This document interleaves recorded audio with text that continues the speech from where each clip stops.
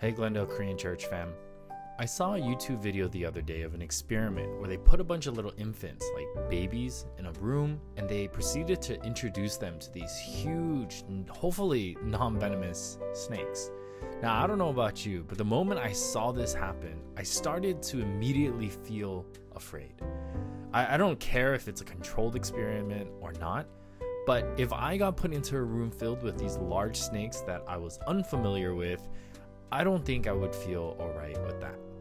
But what's interesting is that in this video, these babies had like zero fear.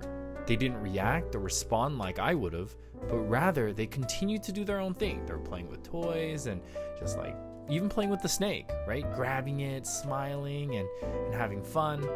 But why is that? Apparently, there's research that shows that the fear of these unpleasant and creepy looking creatures are actually not innate, but rather it's a learned behavior and response. Researchers say that there are only two fears that are actually innate. It's the fear of falling and the fear of loud sounds. But other than that, most of your fears are learned behavior. In Luke chapter 8, we see people joining Jesus' ministry and a few parables about faith being told by Jesus. But there's a scene here that shows how an immense fear overcame the disciples of Jesus.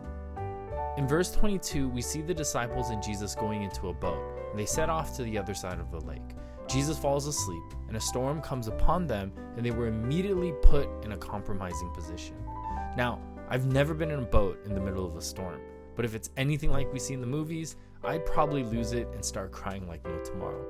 But Jesus wakes up, he rebukes the wind and the waves, and suddenly it became calm. And then in verse 25, we see this response by Jesus.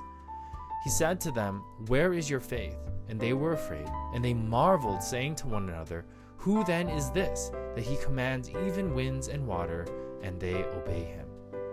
I find this so interesting because one, they're hanging out with Jesus, and so far in this journey, they've already seen miracles and healings and all these profound teachings. They're literally with the King of the universe. It's Jesus. They said it themselves that even the winds and water obey him. But the problem is that their fear was greater than their faith.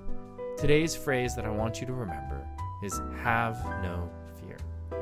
I believe scripture makes it very clear that the remedy to fear and a lot of other challenges that we face in this life is faith. We can have no fear if we have faith in Jesus. Why? Because it's Jesus that has already conquered all of our fears.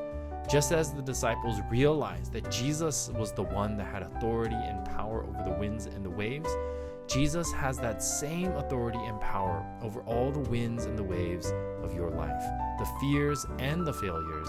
So let's make faith greater than our fears.